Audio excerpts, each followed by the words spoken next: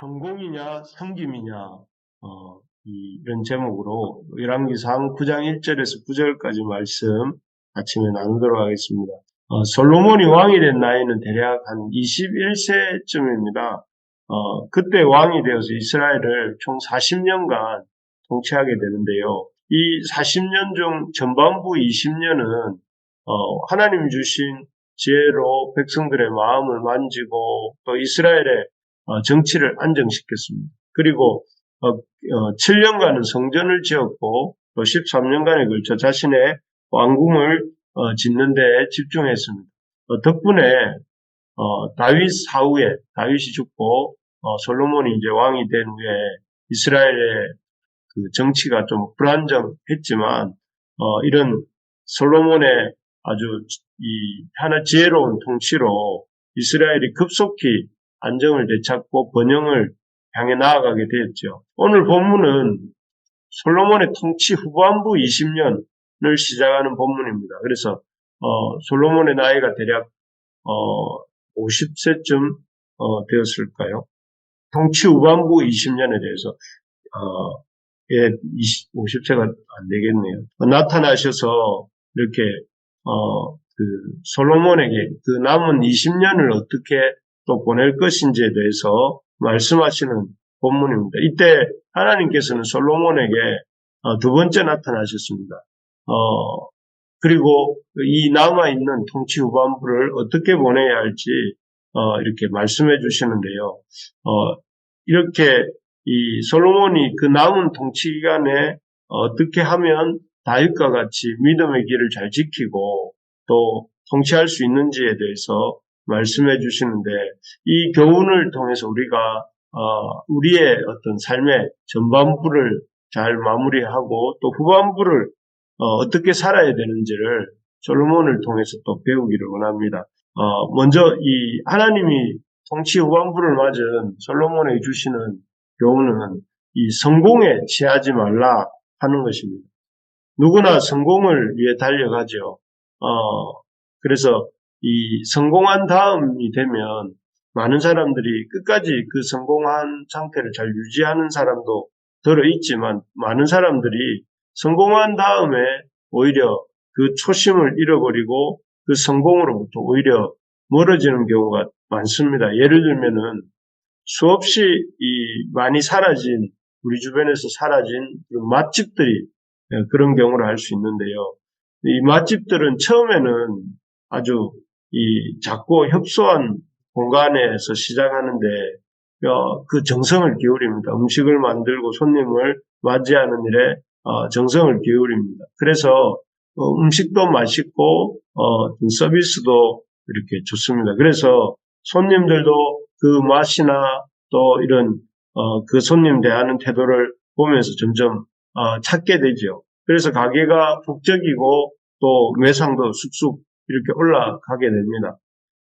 그러면 어떻게 됩니까? 그 맛집이 좀 더 넓은 장소로 가게를 옮기게 되고 또 많은 음식을 또 대량으로 만들게 되면서 맛이 조금씩 처음보다 못하게 됩니다. 그러다 보면 손님들이 이제 생각하기를 이 음식 맛이 예전만 못하다 하고 하면서 사람들이 한 명씩 줄게 되고 그래서 결국은 맛집으로 성공을 했지만 그 성공 때문에 오히려 역설적으로 이렇게 초심을 잃고 또 맛을 잃어버리게 되는 그래서 맛집이 사라지게 되는 그런 일들이 일어난다는 것이죠.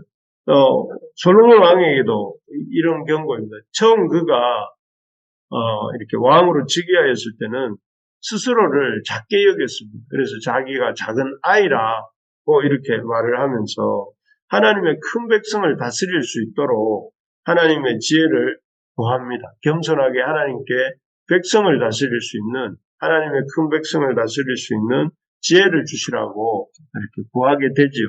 그때 하나님께서는 그런 겸손한 솔로몬을 보시고 그에게 지혜를 주셨고 또 그가 그 하나님의 지혜를 가지고 앞에서도 말씀드린 것처럼 백성들의 그 어려운 문제들을 풀어주고 또 이 한 나라를 다스릴 사람들을 지혜롭게 세우고 또 하나님의 집과 또 이 왕궁을 건축할 수 있었습니다.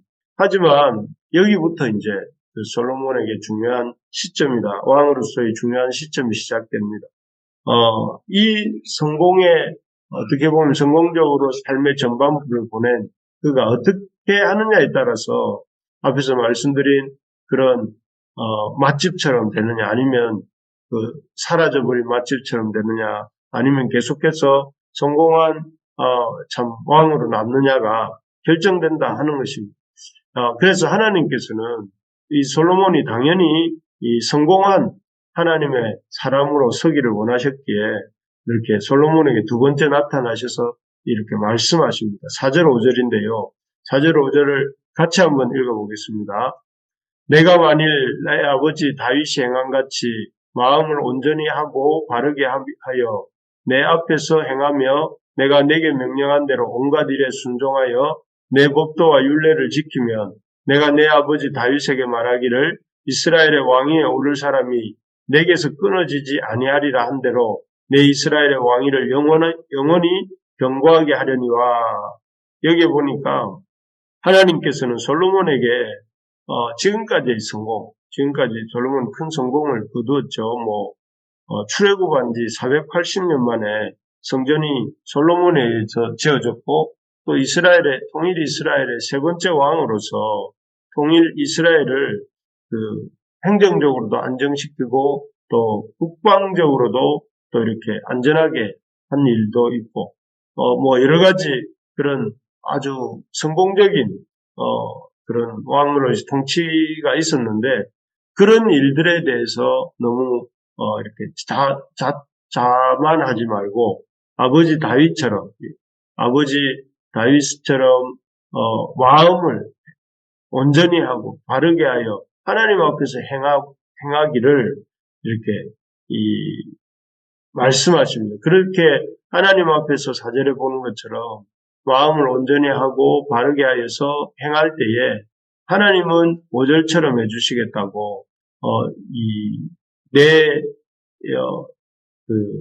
이스라엘의 왕위를 그 자손에서 왕이 나오는 일을 끊어지지 않게 하시고 이스라엘의 왕위를 영원히 견고하게 하겠다 이렇게 말씀해 주십니다. 그래서 여기서 이렇게 하나님이 솔로몬에게 당부하시는 내용은 지금까지의 성공에 취하지 말고 아버지 다윗이 갔던 것처럼 마음을 온전히 하고 바르게 하여서 내 앞에서 행하라. 그리고 내가 준 율법과 규례와 이러한 것들을 지키라고 이렇게 말씀하십니다. 그렇습니다.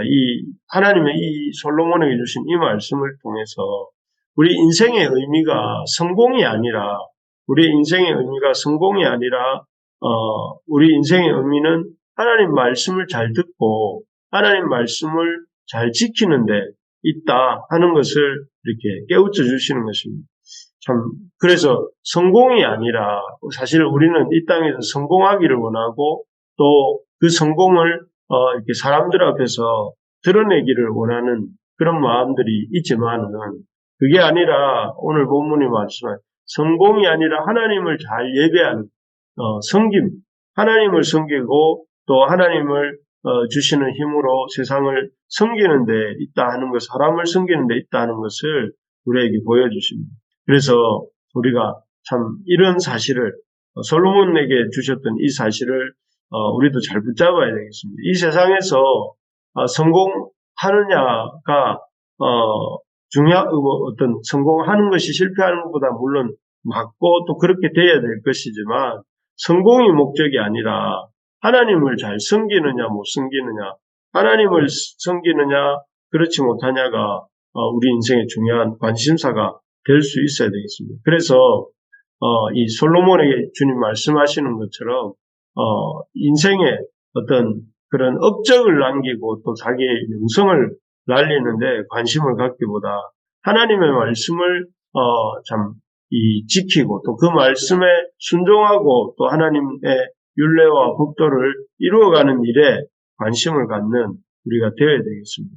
그러려면 무엇보다 우리가 하나님의 말씀을 가까이 하고 그 말씀을 읽고 묵상하고 또 그 말씀에 순종하는 사람이 될 때에 그런 우리가 하나님 말씀으로부터 말씀을 지키고 말씀을 이루어가는 삶을 살 수가 있는 것이죠. 그래서 우리가 나이가 들수록 우리의 마음이 하나님 말씀보다 위에 가지 아니하고 말씀의 다스림 밑에 있는 그런 사람이 될 수 있도록 날마다 하나님 말씀 앞에 우리의 머리를 조아리고 하나님 말씀을 잘 듣는 저와 우리 모든 부르심의 가족들 되시기를 간절히 소망합니다. 두 번째로 보면 하나님은 성공에 취하지 말고 첫 번째에서 하나님을 섬기는 삶에 매진할 것을 당부하셨다면 두 번째로는 하나님을 예배하는 일에서 떠나지 말라. 다르게 말하면 우상을 섬기지 말라고 이렇게 말씀하십니다.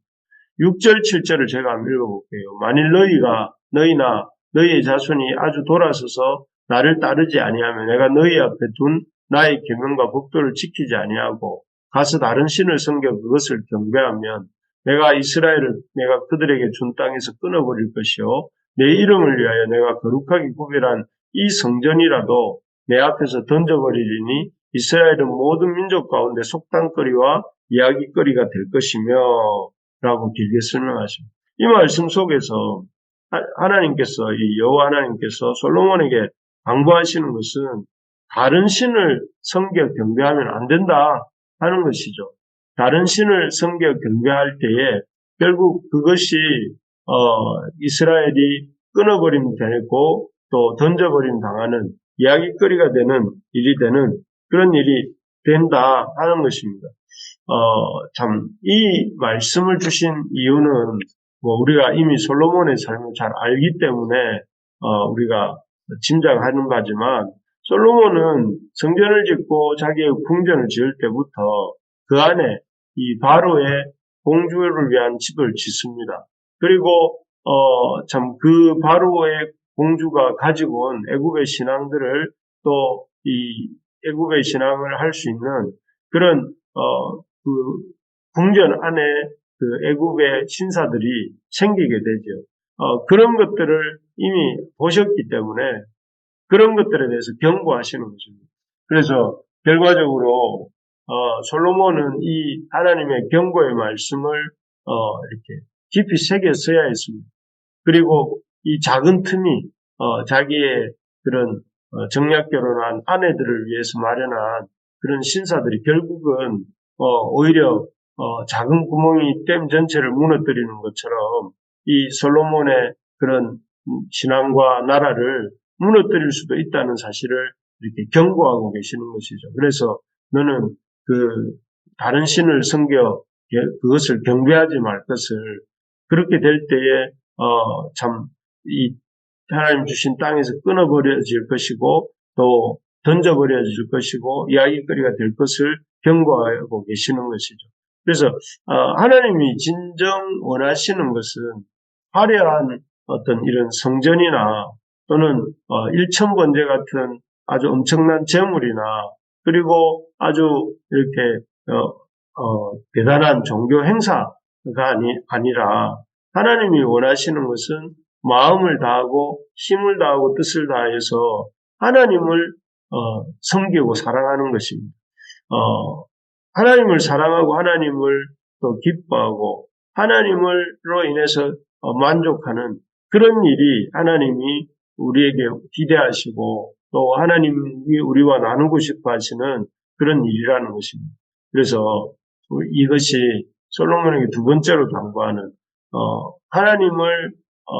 하나님보다 더 사랑하는 것을 두지 않도록 할 것을 하도록 말씀하고 계시는 것입니다. 그래서 여러분 우리의 삶에 있어서 하나님을 찬양하고 말씀을 보고 기도하는 일이 기쁨이 되기를 소망합니다. 그래서 그 어떤 세상의 것들이 주는 만족이나 기쁨보다도 하나님이 주시는 이 만족과 기쁨을 더 기뻐하면서 또 그것이 의무감이 아니라 하나님을 섬기는 일이 의무감이 아니라 기쁨이 되는 우리 부르심의 가족들 되시기를 간절히 바랍니다. 오늘 말씀을 마무리하겠습니다. 하나님이 인생 통치 후반부를 맞은 솔로몬에게 당부하는 두 가지.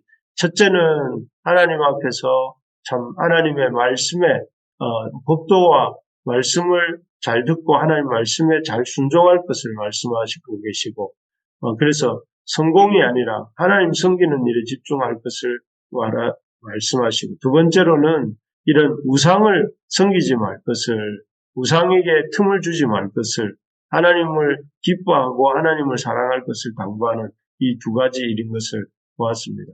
우리가 그런 하나님의 백성들이 다 될 수 있기를 간절히 소망합니다.